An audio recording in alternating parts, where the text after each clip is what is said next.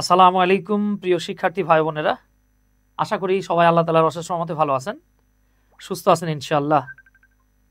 তো আজ আমরা আমাদের ফ্রি হ্যান্ড রাইটিংয়ের লঞ্চিং লাইভ অর্থাৎ ফার্স্ট ক্লাস বলতে পারেন আর কি, এটা মূলত ক্লাস না, লঞ্চিং লাইভই বলতে পারি আমরা। এই ক্লাসে হাজির হয়েছি। তো আপনারা আমাকে ক্লাসের শুরুতেই একটু কমেন্ট করে কনফার্ম করেন যে আপনারা আমার কথা ক্লিয়ারলি শুনতে পাচ্ছেন কিনা এবং ভিডিওটা ক্লিয়ার দেখতে পাচ্ছেন কিনা। হ্যাঁ, দেন আমরা মূল আলোচনায় চলে যাব ইনশাল্লাহ। আপনারা আমার কথা ক্লিয়ার শুনতে পাচ্ছেন কিনা একটু কমেন্ট করবেন, দেন আমরা মূল আলোচনায় চলে যাব ইনশাল্লাহ। আর যারা আমাদের আসলে গ্রুপ মানে এই ব্যাচে ভর্তি হননি কিন্তু আমাদের সাথে যুক্ত হয়েছেন, আমাদের পেজে আছেন, কাইন্ডলি একটু কমেন্ট করবেন। হ্যাঁ, একটু কমেন্ট করবেন প্লিজ। যারা আমাদের সাথে এই মুহূর্তে যুক্ত আছেন একটু কমেন্ট করবেন আপনারা আমার কথা ক্লিয়ার শুনতে পাচ্ছেন কিনা, ভিডিওটা ক্লিয়ার দেখতে পাচ্ছেন কিনা, একটু কমেন্ট করতে হবে। হ্যাঁ, মাশাআল্লাহ, অনেকে আমাদের সাথে যুক্ত হয়েছেন, অনেকে বলছেন জি ক্লিয়ার শুনতে পাচ্ছি, দেখতে পাচ্ছি। Thank you very much. এই মুহূর্তে আমাদের সাথে যারা যুক্ত আছেন, কিছুক্ষণের মধ্যে হয়তো আরও অনেকেই যুক্ত হয়ে যাবেন। আর তারপরে আমি মূল আলোচনাটায় যাই, এটা বেটার হবে সবার জন্যই আর কি। তা নাহলে কয়েকজন এসে আবার বলবেন যে ভাইয়া আমরা তো মানে বিগিনিং পার্টটা মিস করে ফেললাম। আব্দুল্লাহ আল মামুন ভাই, নাসরুল্লাহ সায়েদ ভাই সহ অনেক ভাই কমেন্ট করছেন। মেহেদি হাসান ভাই, ইনশাল্লাহ শুনতে পাচ্ছি। আচ্ছা, মেহেদি হাসান ভাই thank you very much. Asma Ahmed, আলহামদুলিল্লাহ ভালো আছি, আল্লাহ ভালো রেখেছেন। আচ্ছা, তো যেহেতু ক্লিয়ারলি সবাই শুনতে পাচ্ছেন, দেখতে পাচ্ছেন, আব্দুল আজিজ সবকিছু পরিষ্কার, ধন্যবাদ। তাহলে আসেন আমরা আমাদের মূল আলোচনাটাতে চলে যাব। তার আগে আপনাদের প্রতি একটা রিকোয়েস্ট থাকলো, আমাদের লাইভটা একটু শেয়ার করে দিবেন প্লিজ। হ্যাঁ, আমাদের লাইভটা একটু শেয়ার করে দিবেন, কারণ আমাদের আজকের এই আলোচনায় কিছু গুরুত্বপূর্ণ বিষয় আপনারা জানতে পারবেন, যেটা দেখা গেছে অনেক কোর্স করেও জানতে পারেননি। ফ্রি শিখতে পারছেন ইনশাল্লাহ। সো অনুরোধ থাকবে আপনারা একটু লাইভটাকে শেয়ার করে দিবেন। লাইভটা শেয়ার থাকলে আপনার টাইম লাইনে থেকে যাচ্ছে অনেক গুরুত্বপূর্ণ তথ্য, এগুলো আর মিস হচ্ছে না। ওকে, আচ্ছা, তো এই মুহূর্তে অনেকে আমাদের সাথে যুক্ত হয়ে গেছেন। আমি এখন আমার মূল কথায় চলে যাব। সুইটি, আপনার কমেন্ট পড়েছি ভাই, আমার মেসেজটা দেখেন। হ্যাঁ সানজিদা, আপনার মেসেজটা দেখবো, ক্লাসটা শেষ করে নেই। এই যে ক্লাসটা শুরু করলাম বোন, আমার ক্লাস শুরু হলো 9:30, এই ক্লাস শেষ করতে করে বাসায় যাইতে রাত 1টা বেজে যাবে আর কি। হ্যাঁ, তারপরে সবার রিপ্লাই দিব আমি ইনশাল্লাহ। যাকে এই মুহূর্তে দেখা যাচ্ছে আমাদের সাথে অলমোস্ট 77%কে আমরা দেখতে পাচ্ছি যারা আমাদের সাথে যুক্ত আছেন। তাহলে আসেন আমরা মূল আলোচনায় চলে যাই। আজকের ক্লাস জুড়ে আমরা রাইটিং এর অনেক কিছু জানতে পারবো। তো আমাদের দেখেন, এই যে আজকে যা আমি বলছি এটা মূলত আমাদের ফ্রি হ্যান্ড রাইটিং, আমরা একটা ব্যাচ শুরু করেছি, আজ থেকে এই ব্যাচটা শুরু। তো এই ব্যাচটার লঞ্চিং লাইভ মানে আমরা এই ব্যাচটা শুরু করছি, তার জাস্ট আরম্ভ বলতে পারেন আর কি। হ্যাঁ, এটাকে আপনি বলতে পারেন ইনঅগুরেশন যেটাকে বলা হয় আর কি, বা উদ্বোধন। তো দেখেন, আমার চেহারা দেখা লাগবে না, কন্টেন্টে চলে আসি আমরা আর কি। তো অনেকেই যারা আমার এই কোর্সে যুক্ত আছেন, কয়েক ভাই আমাকে বলেছিল যে ভাই আমি তো ফ্রি হ্যান্ড রাইটিং ব্যাচে যুক্ত হলাম, কিন্তু আপনি দেখলাম ব্যাচের নামের সাথে ফ্রি হ্যান্ড প্লাস এনটিআরসিএ লিখে রাখছেন।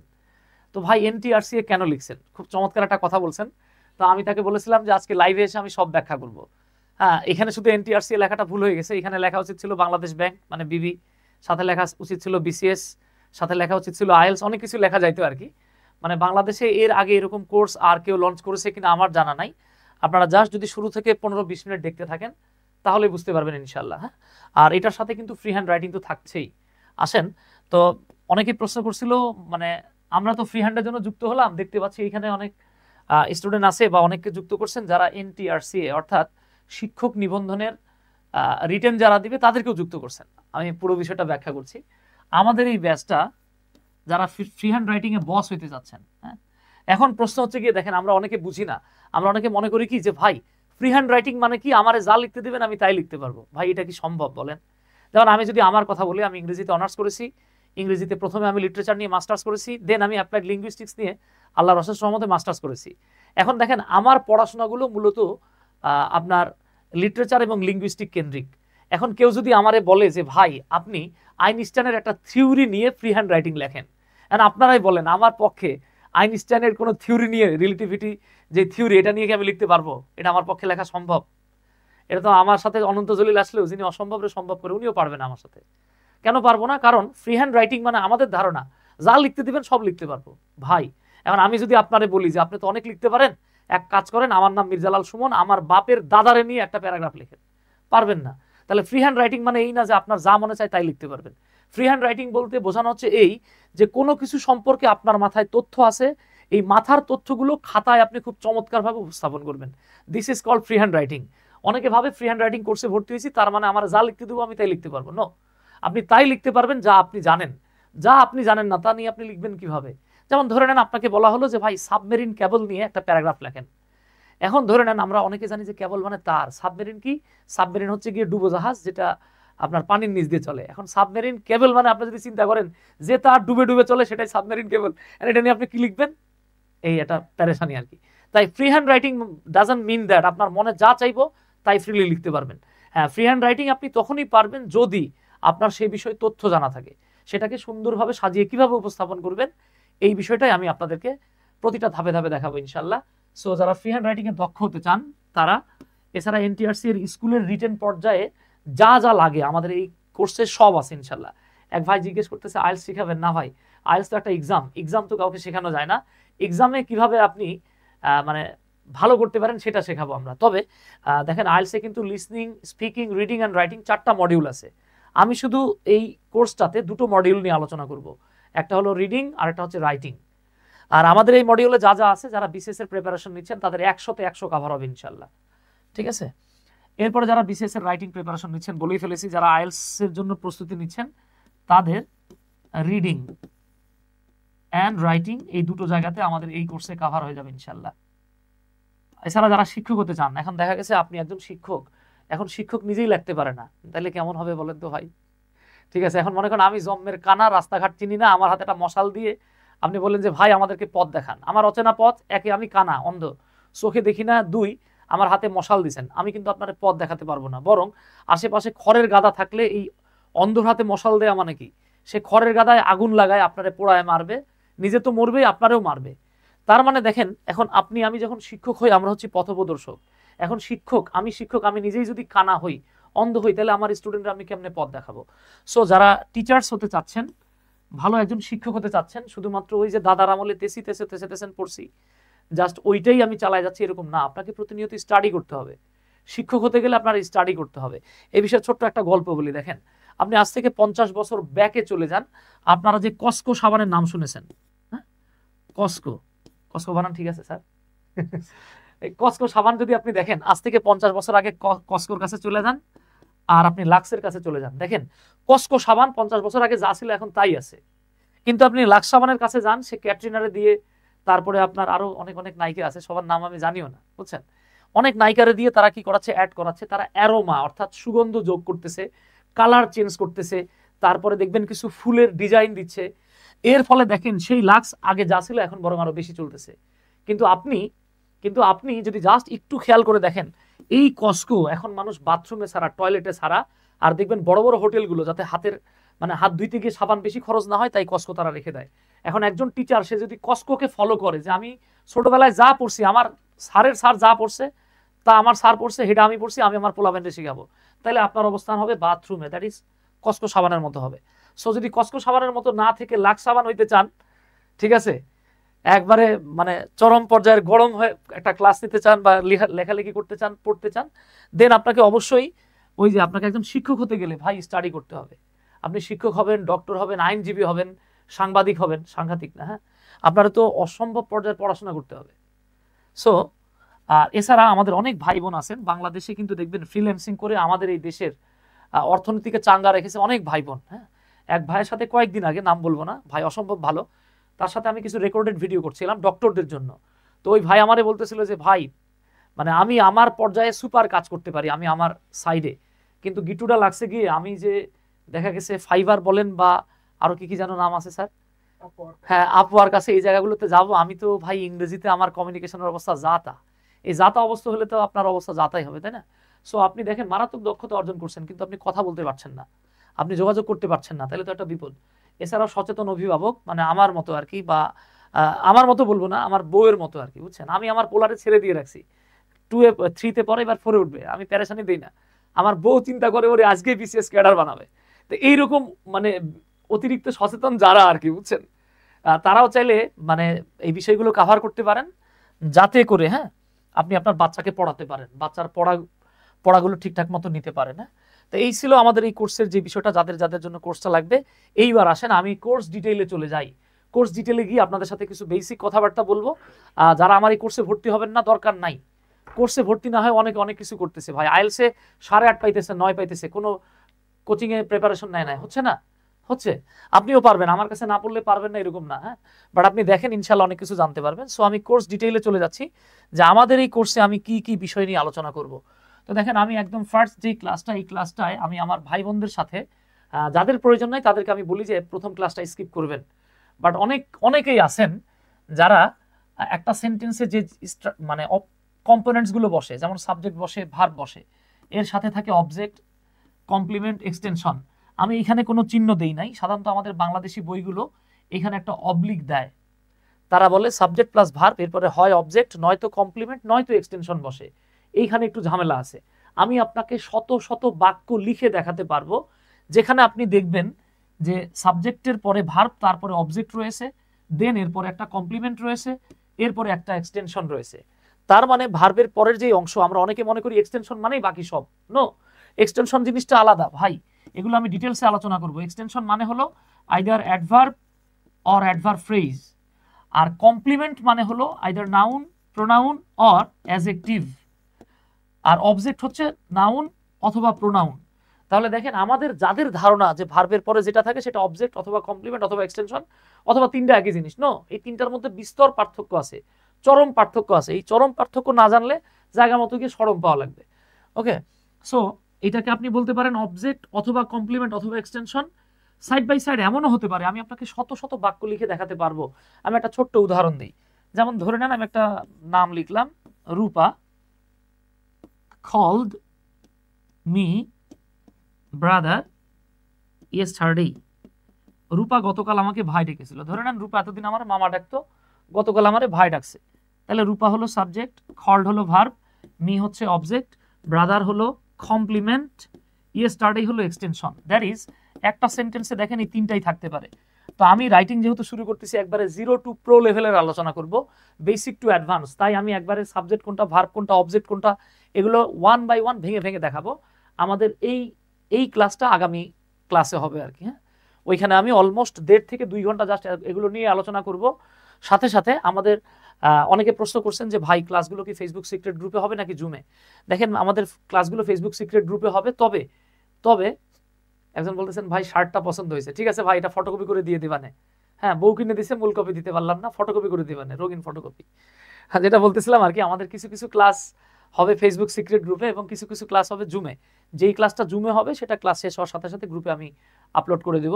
তো জুমের বিষয়টা বলি, যেই ক্লাসগুলোতে আপনার সাথে আমার সাথে আপনার কথা বলা বাধ্যতামূলক, বলতেই হবে, এবং যেই ক্লাসগুলোতে আমার পড়া দেওয়া থাকবে, পরের ক্লাসে পড়া দিতে না পারলে খবর আছে, ওই ক্লাসগুলোতে আমরা জুমে কথা বলবো। তো এই জন্য জুম এবং ফেসবুক দুটোই লাগবে। যারা জুমে এক্সপার্ট না তারা পরবর্তীতে রেকর্ডেড ক্লাসটা দেখে নিলেও হবে। ওকে, আচ্ছা, এ নিয়ে অনেক আলোচনা করা যায়, আমি আর সেখানে গেলাম না। এরপরে দেখেন আমাদের সেকেন্ড যেই বিষয়টা আলোচনা করব আমরা, সেটা হলো সেন্টেন্স স্ট্রাকচারস অ্যান্ড ডিকশন।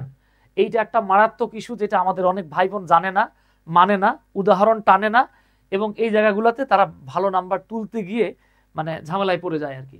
তাহলে দেখেন আমি ওই সেন্টেন্স স্ট্রাকচারগুলো আলোচনা করব। আপনারা জানেন according to meaning sentence are of 5 types. Meaning অনুযায়ী সেন্টেন্সগুলো হচ্ছে 5 রকমের হয়, তাই না? যদিও মডার্ন ইংলিশের সেন্টেন্স হলো গিয়ে 4 প্রকার। হ্যাঁ, তো আমরা ওল্ড ইংলিশ বলেন বা ট্র্যাডিশনাল গ্রামারে আমরা পড়ে আসছি assertive, interrogative, imperative and optative. এই 5টা সেন্টেন্সকে আবার অ্যাটাচ করে লেখা যায় ইমবেডেড সেন্টেন্স। এই বিষয়ে আমি এর আগে একদিন লাইভে এসেছিলাম। আমাদের অনেক ভাই বোন এই ইমবেডেড সেন্টেন্সটাকে না বুঝে বোকার মতো ইমবেডেড কোয়েশ্চেন বলে। কেন বলা যাবে না সেই বিষয়টা আমি ব্যাখ্যা করেছি, আপনারা দেখলেই বুঝতে পারবেন। এছাড়াও দেখেন আমাদের অনেকের ধারণা যে গঠন অনুসারে সেন্টেন্স হলো গিয়ে 3 প্রকার, কিন্তু দুর্ভাগ্যের বিষয় হলো ভাই গঠন অনুসারে সেন্টেন্স হলো 4 প্রকার। গঠন অনুসারে সেন্টেন্স হচ্ছে 4 প্রকার দাদা। কি? এই যে দেখেন, সিম্পল, কমপ্লেক্স, কম্পাউন্ড। এই তিনটা আমরা সবাই জানি। 4 নাম্বার যেই সেন্টেন্সটা আছে এটার নাম হলো কম্পাউন্ড কমপ্লেক্স। এই বিষয়গুলো নিয়েও আমরা একবারে ডিটেলসে আলোচনা করবো ইনশাল্লাহ। এরপরে আসেন দেখেন আমরা প্রত্যেকটা স্ট্রাকচারে যাব, কিভাবে চিনবেন, কিভাবে কনভার্ট করবেন, আমরা সবগুলোতে যাব ইনশাল্লাহ। স্যার কোর্স শেষে কি কোনো নোট দিবেন? কোর্স শেষে না ভাই, আমাদের যেই ক্লাসটা হয়, যেমন এই যে আজকে এই ক্লাসটা হয়ে যাবে, এই ক্লাসটা মানে আমি পেজে দিব না, এটা আমাদের গ্রুপে আমি এই পিডিএফটা আপলোড করে দেব, ঠিক আছে? আর জানুয়ারি মাসের শেষের দিকে আমার বই পাচ্ছেন ইনশাল্লাহ। এরপর হচ্ছে ডিকশন। অনেকে প্রশ্ন করে যে ভাই ডিকশনটা কি? ডিকশন হলো ভাইজান শব্দ চয়ন, ঠিক আছে? আপনাকে ওয়ার্ড চয়েসটা বুঝতে হবে। যেমন দেখেন এই কথাটা আমি হয়তো আপনাদের সাথে অনেকবার বলেছি, খেয়াল করেছেন কিনা। আপনি যদি বলেন যে সুমন ভাই জানেন আমার ছোট ভাই, হ্যাঁ অনেকে কমেন্ট করতেছেন, হ্যাঁ আমি সবার কমেন্ট পড়ছি না, মানে ফ্লোটা ঠিক রাখার জন্য আর কি। তো দেখেন অনেকে আমার ধরে নেন আমি আপনাকে ডিকশন জিনিসটা কি? ডিকশন মানে হলো ভাই শব্দ চয়ন। হ্যাঁ, শব্দ চয়ন। শব্দ চয়নটা কি? আপনি যদি বলেন যে ভাই জানেন আমি না একটা কফির দোকানে কাজ করি, আপনাকে বলতে হবে I work in a coffee shop. কিন্তু আপনি যদি বলেন যে ভাই জানেন আমি না একটা চায়ের দোকানে কাজ করি, তখন কিন্তু আপনি আর এই টি শপ বলছেন না, আপনি তখন কি বলতেছেন? Tea stall. তাহলে দেখেন চায়ের দোকান টি স্টল, কিন্তু কফির দোকান কফি শপ। এই যে দেখছেন, দিস ইজ কল্ড ডিকশন। এই কলোকেশনগুলো নিয়েও আমরা আলোচনা করার চেষ্টা করব। আরেকটা বিষয় হচ্ছে ফর্মাল এবং ইনফর্মাল রাইটিং। এইটা আমরা অনেকে না বুঝা চরমভাবে কট খেয়ে যাই। ফর্মাল এবং ইনফর্মাল রাইটিংটা কি আমি একটু বলি। যেমন দেখেন আমরা জানি যে কোনো কিছু বলার ইংরেজি হলো টেল অথবা সেই। এখন ধরে নেন আপনি যদি বলেন যে সুমন ভাই আমি আপনাকে বলতে চাই, তখন আপনি কি বলবেন? যে সুমন ভাই I want to tell you, আমি আপনাকে বলতে চাই। এইটা হলো ভাই আপনি ইনফর্মালি যখন বলতেছেন। কিন্তু আপনি যখন ফর্মালি চলে যাচ্ছেন, খেয়াল করেন, আপনি যখন ফর্মালি বলতেছেন, যেমন ধরে নেন আপনি একটা অ্যাপ্লিকেশন লিখছেন, তখন কিন্তু বলবেন না যে আই ওয়ান্ট টু টেল। এখন বলেন তো আপনি কি কখনো অ্যাপ্লিকেশনে লিখছেন dear sir I want to tell you that? এরকম করে কি কখনো লিখছেন? লেখেন নাই। কেন লেখেন নাই? কারণ এখানে ইনফর্মালি না, আপনাকে ফর্মাল ওয়েতে লিখতে হবে। এইখানে আমরা কি লিখি? আই উড লাইক টু, এই যে দেখেন টেল না বলে আমি এখানে ব্যবহার করছি স্টেট।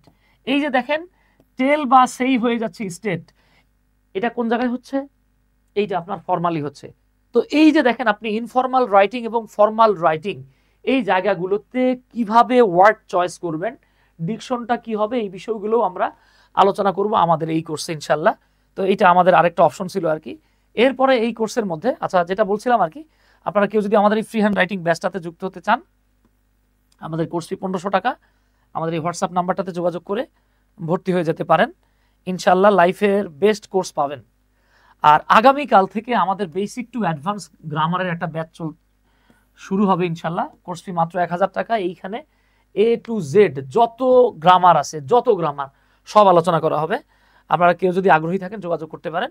এবার আসেন 3 নাম্বার যে বিষয়টা, এইখানে আমরা রাইট ফর্ম অফ ভার্ব এবং 4 নাম্বার ক্লাসে আমরা সাবজেক্ট ভার্ব এগ্রিমেন্ট নিয়ে কথা বলবো। তবে যদিও আমি এখানে 3 এবং 4 লিখেছি, আমাদের এখানে মিনিমাম 2 থেকে 3টা ক্লাস লাগবে। ওকে স্যার ক্লাসের মাঝে কোর্স ফি আর ক্লাস টাইমটা? ভাই কোর্স ফি হচ্ছে, দেখেন আমি তো এখানে বলেছি ভাইজান, এই যে আমাদের ফ্রি হ্যান্ড রাইটিংটা হবে রবি মঙ্গল বৃহস্পতিবার রাত 10টায়, কোর্স ফি 1000।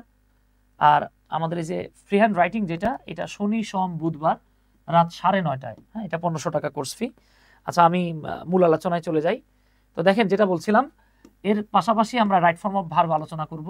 ভাই এই রাইট ফর্ম অফ ভার্ব এবং সাবজেক্ট ভার্ব এগ্রিমেন্ট এই দুইটাতে যদি বস লেভেলের আলোচনা না পান এবং আপনাদের যদি প্র্যাকটিস করতে না দেয়া হয়, আমি এই জায়গাগুলোতে হিউজ পরিমাণে প্র্যাকটিস দেবো আপনাদেরকে ইনশাআল্লাহ। হ্যাঁ, এই প্র্যাকটিসগুলো যদি আপনি করতে পারেন, প্লাস আপনাকে নিজে থেকে কিছু কাজ করে জমা দিতে বলবো, তবে টাইম দিয়ে দেওয়া হবে।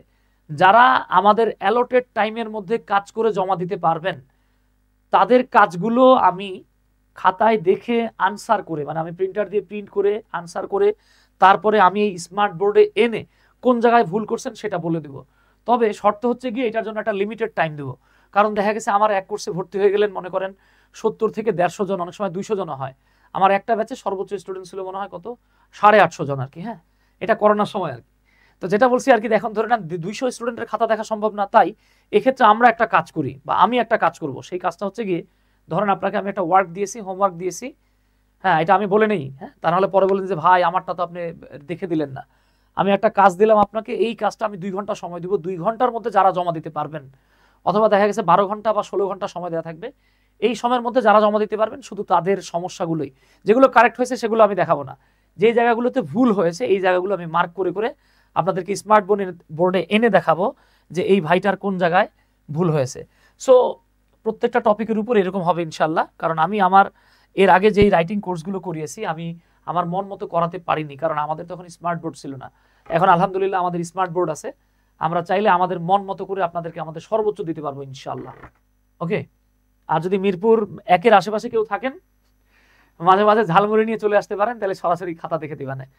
আচ্ছা, তার এরপরে দেখেন যে বিষয়টা আসতেছে আর কি, tense and modals with practical use for flawless writing.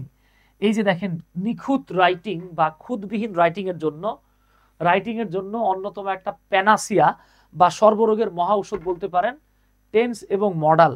এটার প্র্যাকটিক্যাল ইউজটা নিয়ে আমাদের সাথে ওইভাবে আলোচনা করা হয় না।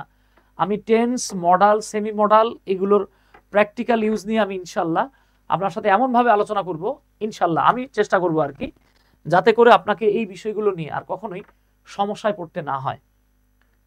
ঠিক আছে, জুমে ক্লাস নিলে ভালো হয়, আনিকা মুবাশশিরা কাদির। জুম এবং ফেসবুক সিক্রেট গ্রুপে সম্মিলিত ক্লাসে হবে, জুমে নিতে আমার কোনো সমস্যা নাই, বুঝছেন, নেওয়া যাবে, সমস্যা নেই। আচ্ছা, এরপরে আমরা চলে আসি, দেখেন ভয়েস। দেখেন অনেকে বোঝেই না যে আপনি যখন রাইটিং করতে যাবেন, আপনার রাইটিং এর সিংহভাগ ডিপেন্ড করতেছে আপনি অ্যাক্টিভিটি এবং প্যাসিভিটি শনাক্ত করতে পারেন কিনা। আপনি যদি ফ্ললেস বা নিখুঁত কোনো রাইটিং করতে যান, আপনাকে ভয়েসে অ্যাক্টিভ প্যাসিভ এই জায়গাগুলোতে বস হইতে হবে। এবং আমি যখন অ্যাক্টিভ প্যাসিভগুলো দেখাবো, এখানে আমি আমার ডিটেলস দেখাই দেবো, হ্যাঁ ইনশাল্লাহ। আচ্ছা, এরপরে দেখেন অনেকেই আছেন, দেখেন আপনাদের জন্য মারাত্মক একটা ফ্রি অ্যাডভাইস দিয়ে দেই, হ্যাঁ মারাত্মক কাজে লাগবে। দেখেন যারা আমাদের কোর্সে ভর্তি হন নাই, তাদেরকে একটা মারাত্মক অ্যাডভাইস দেই ভাই, জীবনে কখনো ফ্রি হ্যান্ড রাইটিং আপনার প্রবলেম হবে না, বাসায় নিজে বসে বসে কভার করতে পারবেন যদি আপনি পড়াশোনা ঠিকঠাক মতো করেন আর কি। সেটা হলো আপনাকে কমপ্লিটিং সেন্টেন্সটা যদি ভালোভাবে জানার সুযোগ হয়, আপনি যদি কমপ্লিটিং সেন্টেন্স কমপ্লিট করতে পারেন, তাহলে ইহকালে আপনার ফ্রি হ্যান্ড রাইটিং আর সমস্যা হবে না। ওকে ডিয়ার, তবে এইটা আপনি তখনই পারবেন যখন আপনার লিঙ্কিং ওয়ার্ডস, কানেক্টরস, তারপরে হচ্ছে এই যে দেখেন অ্যাডভার্বের অর্ডারগুলো আপনি জানবেন, তারপরে অ্যাডজেক্টিভের অর্ডারগুলো আপনি জানবেন। যেমন এখানে একটা ইন্টারেস্টিং ফ্যাক্ট আপনাকে বলি, দেখেন আপনারা খেয়াল করেছেন কিনা কখনো, দেখেন আমরা চাইলে একসাথে 5টা অ্যাডভার্ব লিখতে পারি, আরো বেশিও লেখা যায়, একসাথে 5টা অ্যাডভার্ব লেখা যায়। এখন আপনি যে একটা সেন্টেন্স কমপ্লিট করবেন, সেখানে 5টা অ্যাডভার্ব লিখবেন, কোনটা কোন জায়গায় লিখবেন। এরপরে দেখেন পাশাপাশি 9টা অ্যাডজেক্টিভ লেখা যায়। কয়টা অ্যাডজেক্টিভ বাবা? 9টা অ্যাডজেক্টিভ। এই যে 9টা অ্যাডজেক্টিভ আপনি যখন সাজাবেন, সেন্টেন্সটাকে কমপ্লিট করবেন, তখন আপনি কিভাবে সাজাবেন? ওকে, তো এই বিষয়গুলো নিয়ে আমরা ডিটেলসে আলোচনা করব। মনিরুল ইসলাম ভাই জিজ্ঞেস করছে যে ভাই আপনাদের আবাসিক কোর্সটা কি জানুয়ারি মাসে শুরু হবে? ভাই আমাদের কিছু মানে কোর্সের জট পাকানো অবস্থা থাকার কারণে আমরা আবাসিক কোর্সটা জানুয়ারিতে শুরু করতে পারছি না। ইনশাল্লাহ ফেব্রুয়ারির শেষের দিকে আমাদের, তবে জানুয়ারির শেষের দিকে আমরা আপনাদের প্রি বুকিং নেওয়া শুরু করবো আর কি। হ্যাঁ, যারা শিক্ষক হতে চান তারা মানে 6 মাসের বা 5 মাসের বা 4 মাসের একটা কোর্স থাকবে আমাদের আর কি। এটা মানে তার অবস্থান অনুযায়ী আর কি, হ্যাঁ তার প্লেসমেন্ট অনুযায়ী 4, 5 এবং 6 মাসের আমরা শিক্ষক তৈরির একটা কোর্স করবো। এটা জানুয়ারিতে পারবো না ভাই, ঠিক আছে? তো এই বিষয়গুলো নিয়ে আলোচনা করা হবে। এরপরে দেখেন ভাই, আপনি এটাকে বলতে পারেন ক্লজ এবং ফ্রেজ, এটাকে বলা হয় রাইটিং এর প্রাণ। যে ভদ্রলোক ক্লজ এবং ফ্রেজ জানে না, এইগুলোর ক্লজ এবং ফ্রেজের পার্থক্য বোঝে না, এবং ক্লজকে ফ্রেজে কনভার্ট করতে পারে না, ফ্রেজকে ক্লজে কনভার্ট করতে পারে না, অর্থাৎ ইন্টারচেঞ্জ করতে পারে না, তার জীবনে সুপার লেভেলের রাইটিং কখনোই ছিলও না, হচ্ছেও না, হবেও না। ওকে, এই বিষয়গুলো নিয়ে আমরা আলোচনা করব। এইখানে আরেকটা সুপার ডুপার বিষয় বলে দিই, দেখেন আপনি খুব কম সংখ্যক বই পাবেন যেই বইগুলো আপনাকে ক্লজ মার্কার এবং ফ্রেজ মার্কারের পার্থক্য দেখাবে, বা কিভাবে ক্লজ মার্কার গুলোকে ফ্রেজ মার্কারে কনভার্ট করবেন, যেগুলো আমরা টোটাল আলোচনা করবো ইনশাল্লাহ। এত রুল মুখস্থ করে কি শেখা যাবে? মেহেদি হাসান ভাই, যেহেতু এটা আমাদের মানে মাতৃভাষা না, সেহেতু দেখেন ভাষাকে আমরা সাধারণত শিখতে গেলে হয় আমরা অ্যাকুইজিশন করি অথবা লার্নিং করি। তো দেখা গেছে ইংরেজিটা বাঙালির জন্য লার্নিংই হয়, অ্যাকুইজিশন হয় না। বাংলায় দেখেন আপনি প্রতিনিয়ত, বাংলায় যেটা হচ্ছে আপনি প্রতিনিয়ত মায়ের পেট থেকে পড়ে পড়ে বারবার শুনতেছেন, বারবার বলতেছেন, বারবার এই যে পড়তেছেন, এভাবে হয়ে যায়। কিন্তু ইংরেজি কি বাংলাদেশের প্রেক্ষাপটে আদৌ সম্ভব? বাঙালিরা এখনো ক্লিয়ারলি বলতে পারবে না যে বাংলাদেশে ইংলিশ কি সেকেন্ড ল্যাঙ্গুয়েজ নাকি ফরেন ল্যাঙ্গুয়েজ। চিন্তা করে দেখেন, বাংলাদেশিরা আমরা বলতে পারছি না ইংলিশ কি ফরেন ল্যাঙ্গুয়েজ নাকি সেকেন্ড ল্যাঙ্গুয়েজ, নাকি অফিসিয়াল ল্যাঙ্গুয়েজ নাকি সেমি অফিসিয়াল ল্যাঙ্গুয়েজ। বাংলাদেশের যে প্রেক্ষাপট, এই প্রেক্ষাপটে আপনি যদি বলেন যে ভাই রুল, হ্যাঁ না রুল তো অটোমেটিক্যালি চলে আসবে ভাই। হ্যাঁ, ইনডাকটিভ এবং ডিডাকটিভ দুটো ওয়ে আছে আর কি, এগুলো আমরা অ্যাপ্লাইড লিঙ্গুইস্টিক্সে পড়েছি। তবে আমরা চাইলেও এটা বাংলাদেশের প্রেক্ষাপটে প্রয়োগ করতে পারি না। আপনার রুল শিখবেন কেন? রুল দেখবেন, প্র্যাকটিস করবেন। আপনি প্র্যাকটিস করতে করতে এটা অটোমেটিক্যালি আপনার মাথায় চলে আসবে ইনশাল্লাহ। ওকে, আচ্ছা, ওয়ালাইকুম আসসালাম আদিয়ান ভাই। আচ্ছা, এরপরে ট্রান্সফরমেশন অফ সেন্টেন্স। আপনি দেখা গেছে দেখেন ট্রান্সফরমেশন অফ সেন্টেন্সের গুরুত্বটা আমাদের অনেক ভাই বোন বোঝে না। আপনি একটা প্যারাগ্রাফ লিখছেন ধরে নেন, হ্যাঁ, মনিরুল ইসলাম ভাই বলেছেন ফরেন ল্যাঙ্গুয়েজ। ভাই, অন্যান্য দেশের ফরেন ল্যাঙ্গুয়েজের পার্সপেক্টিভ এবং বাংলাদেশের পার্সপেক্টিভে ঝামেলা আছে, বুঝছেন।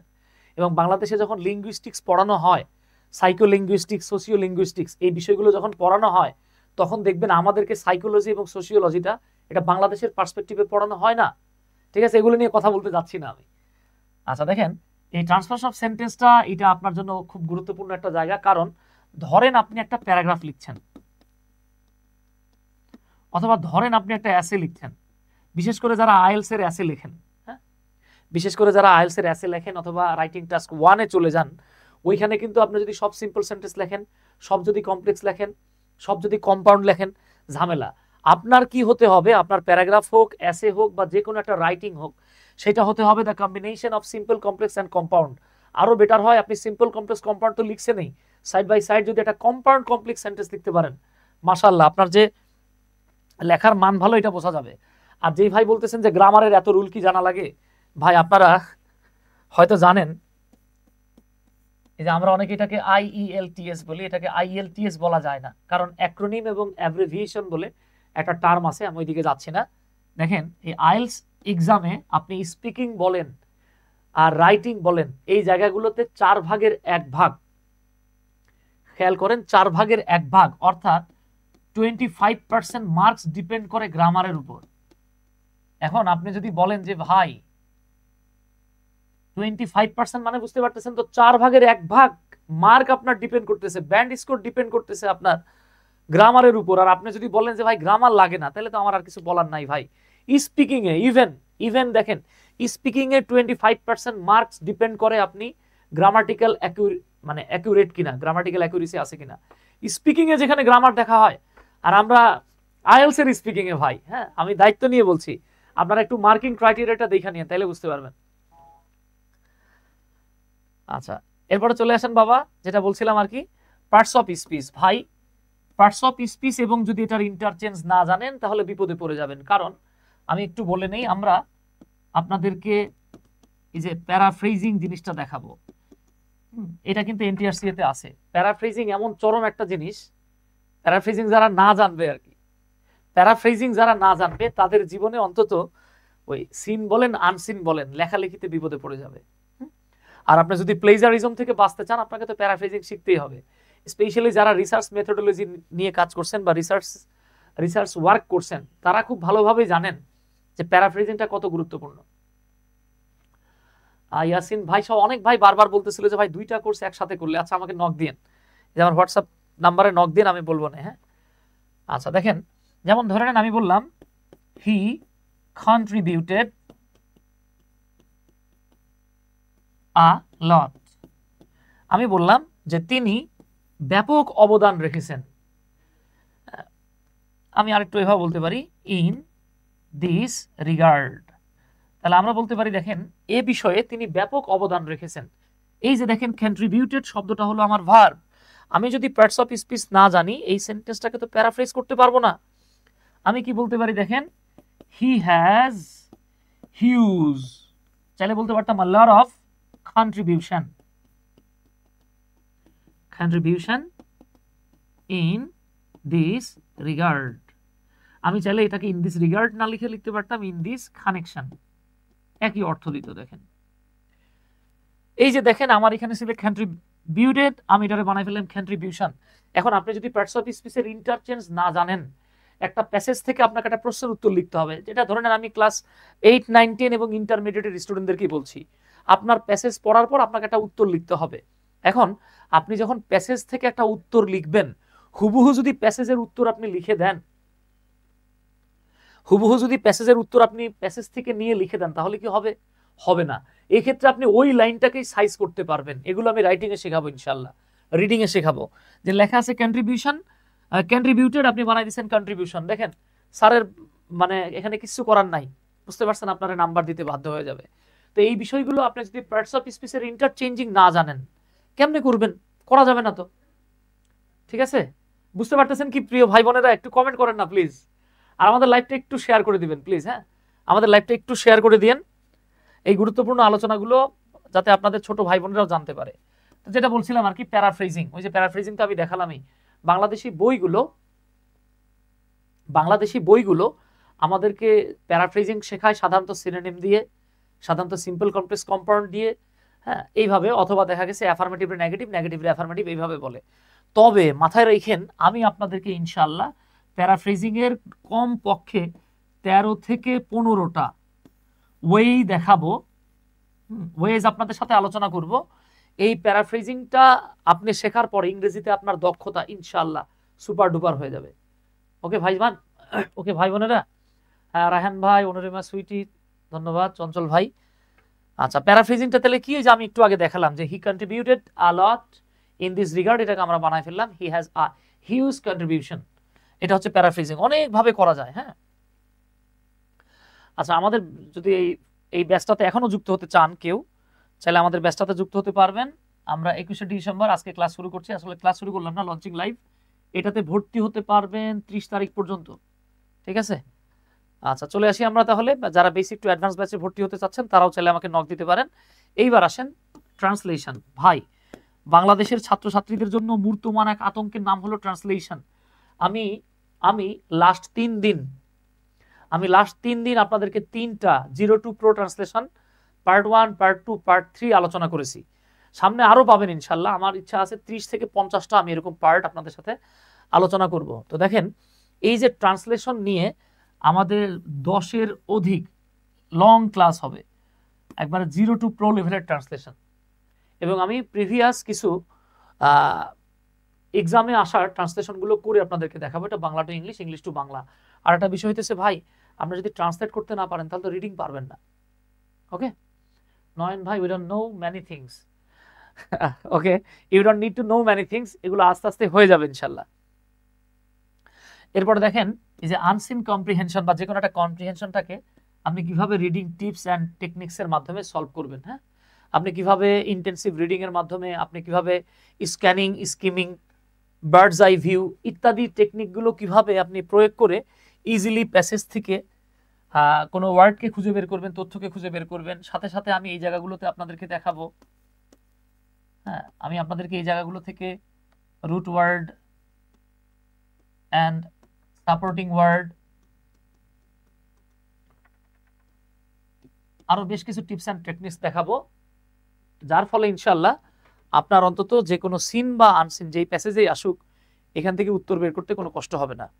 এরপরে দেখেন, এই যে সামারি রাইটিংটা, এটা বিসিএস এ থাকে, প্রেসি রাইটিং। অনেক সময় দেখবেন আপনার 11 থেকে 20তম গ্রেডেও এই বিষয়গুলো থাকে। হ্যাঁ, তো এই বিষয়ে আমরা সুপার ডুপার 2টো ক্লাস করাবো ইনশাল্লাহ। এরপরে আপনারা সামারি বা প্রেসি নিয়ে আপনার আর প্রবলেম থাকবে না ইনশাল্লাহ। হ্যাঁ, টিপস অ্যান্ড টেকনিক্সগুলো আমি আপনাদেরকে দেখাই দিব। এরপরে দেখেন, এটা বিসিএস এ আসে, এডিটোরিয়াল লেটার। আপনি একটা এডিটোরিয়াল লেটার লেখার পরে আপনি কিভাবে আর্টিকেল লিখবেন, হ্যাঁ, সেটা আমি আপনাদের সাথে আলোচনা করব। এটাও কিন্তু বিসিএস এ আসে, এই টপিকটা, এটা বিসিএস এ আসে। আপনারা, আমি আলোচনা করব, যার লাগবে না সে চাইলে চেঞ্জ, মানে চাইলে স্কিপ করতে পারেন। এরপর হচ্ছে রাইটিং গুড প্যারাগ্রাফ। দেখেন এইখানে একটা মারাত্মক তথ্য আছে। সমস্যা হচ্ছে গিয়ে আমাদের অনেক ভাই বোনে আছেন, আমরা অনেকেই আছি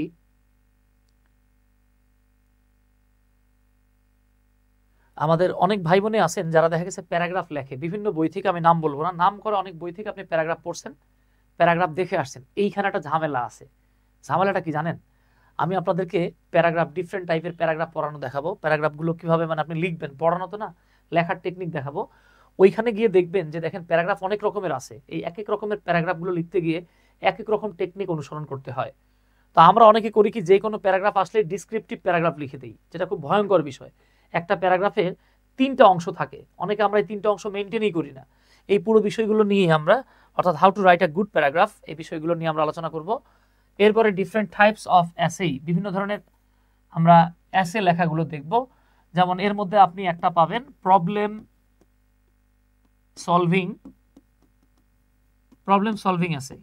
এই প্রবলেম সলভিং অ্যাসেটা এনটিআরসি এর স্কুল পর্যায়ে আসে, প্লাস এটা কিন্তু আইএলসেও আসে। তো এইখানে টিপস অ্যান্ড টেকনিকগুলো দেখার পরে ইনশাআল্লাহ দেখবেন যে আপনার অন্তত রাইটিং এর সমস্যা হচ্ছে না।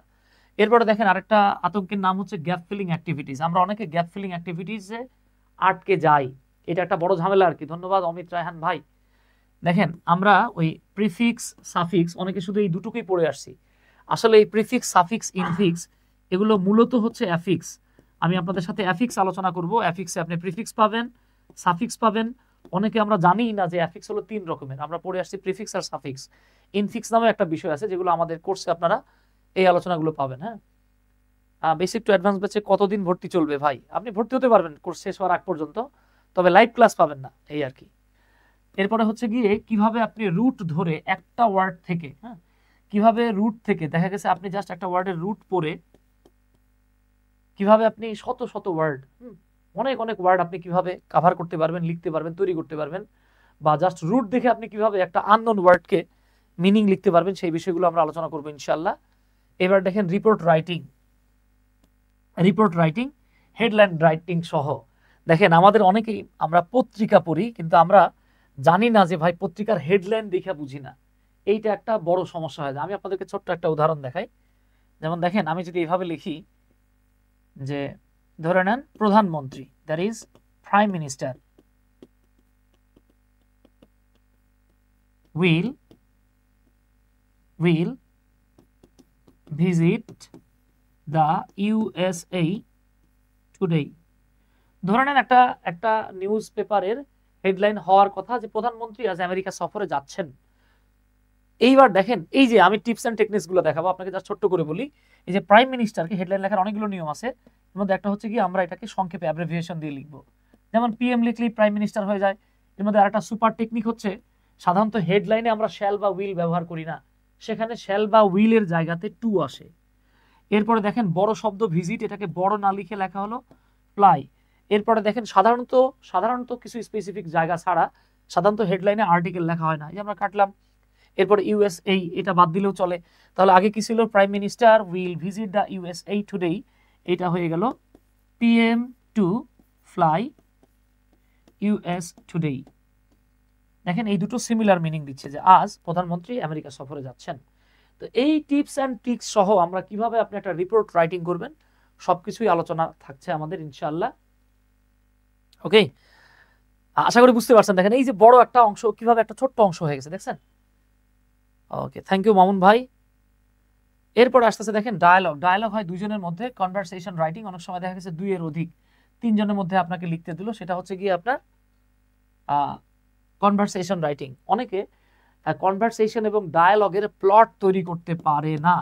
আমরা আপনাকে এখানে প্লট তৈরি করা দেখাবো।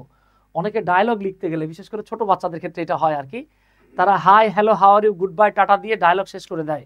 অথচ জাস্ট একটা প্লট তৈরি করার মাধ্যমে চমৎকার ওয়েতে একটা ডায়ালগে, মানে বিশেষ করে যারা 9-10 ইন্টারমিডিয়েটে পড়েন তাদের জন্য বলছি, আপনি ইজিলি 9 আউট অফ 10 পেতে পারেন। হ্যাঁ, স্যার খুশি হয়ে 10ও দিতে পারে যদি কোনো প্রবলেম না থাকে আর কি। এরপরে দেখেন এই যে গ্রাফ, চার্ট অ্যান্ড ম্যাপ নিয়ে আমরা আলোচনা করবো ইনশাআল্লাহ। এটা আপনি কিভাবে এটা ব্যাখ্যা করবেন সেই বিষয়গুলো নিয়ে আমরা ডেসক্রাইব করব। এই অংশটা আছে আইএলটিএস এর, হ্যাঁ, এটা আছে আইএলটিএস এর রাইটিং টাস্ক 1 এ। এছাড়াও দেখবেন এসএসসি তে কিন্তু এই জায়গা থেকে প্রশ্ন আসে, একসময় ইন্টারমিডিয়েটেও এই জায়গা থেকে প্রশ্ন ছিল। ওকে, আচ্ছা, সো এই হলো গিয়ে আমাদের মূল কোর্সের যে বিষয়টা প্লাস নেসেসারি, এর সাথে সাথে আমাদের যেই গ্রামার প্রয়োজন আমরা সেই গ্রামারগুলো নিয়ে আলোচনা করব। আর লাস্ট যেই কথাটা না বললেই নয়, এরপরেও যদি আপনাদের মনে হয় যে ভাই আমরা পড়তে গিয়ে আমাদের আরও কিছু টপিক নিয়ে হয়তো আলোচনা করা দরকার, সেক্ষেত্রে more classes will be added if necessary. হ্যাঁ, এই হলো আমাদের আজকের আলোচনা, বলতে এই হলো আমাদের ফ্রি হ্যান্ড রাইটিং যে ব্যাচটা, এই ব্যাচটার টোটাল ইস্যুসগুলো। ওকে, আপনারা কেউ যদি চান আমাদের এই ফ্রি হ্যান্ড ব্যাচটাতে ভর্তি হবেন, সেক্ষেত্রে 1500 টাকা কোর্স ফিতে ব্যাচটাতে যুক্ত হতে পারেন। আজকে আমরা জাস্ট লঞ্চিং লাইভ করলাম, নেক্সট ক্লাস থেকে আমাদের মূল আলোচনায় চলে যাবো আমরা ইনশাল্লাহ। মুভিতে যে ডায়লগ দেয় সেগুলো কি শেখানো হবে? ভাই মুভির সব ডায়লগ তো আমি নিজেই জানি না, আমি কেমনে শেখাবো? ঠিক আছে, আপনারা যেভাবে ডায়লগ রাইটিং লিখবেন সেগুলো শেখাবো। যেমন আপনাদেরকে একটা ইন্টারেস্টিং ফ্যাক্ট বলি, আচ্ছা এই কথাটা বলে নিই তারপরে বলছি, এখানেই বলি পরে আবার ভুলে যাব। সেটা হচ্ছে দেখেন, যেমন আমাকে বলা হয়েছে এইন্ট হলো এম নটের সংক্ষিপ্ত রূপ, অথচ দেখেন আপনি ডায়লগ মানেই সেটা ইনফর্মাল রাইটিং, ডায়লগ মানেই হলো ইনফর্মাল রাইটিং।